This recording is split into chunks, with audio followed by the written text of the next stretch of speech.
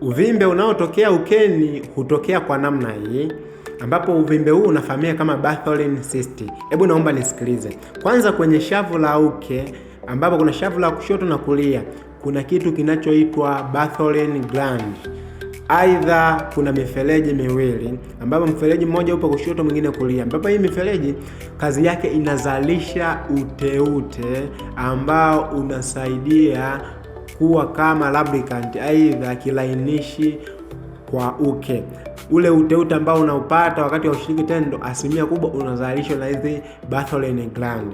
Sasa hii mifereji inaweza ikaziba na kupelekea ule ute ambao unashuka ushindwe kushuka, na hiyo inaweza kupelekea ule ute unazidi kukusanyika humo ndani kwa sababu hautoki nje, na mwisho wa siku inatokeza kama kiuvimbe. Inaweza kutokea upande mmoja, ambapo mfereji mmoja unaweza kuziba, mara chache sana ikitokea pande zote mbili, ambapo sasa kikiziba ndio huwa kinaenda kupelekea kutokea kwa hiki kiuvimbe kinachofahamika kama Bartholin cyst.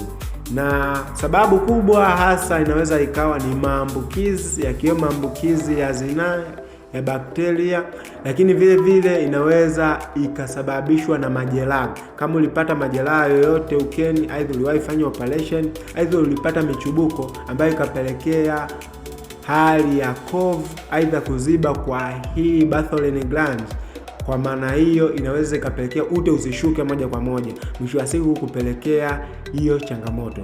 Ukweli changamoto hii haina maumivu, lakini mtu akikaa nayo muda mrefu inaweza ikapelekea maumivu makali, na mwisho wa siku mtu kushindwa hata kutembea, aidha akitembea anapata maumivu ambayo yanazidi.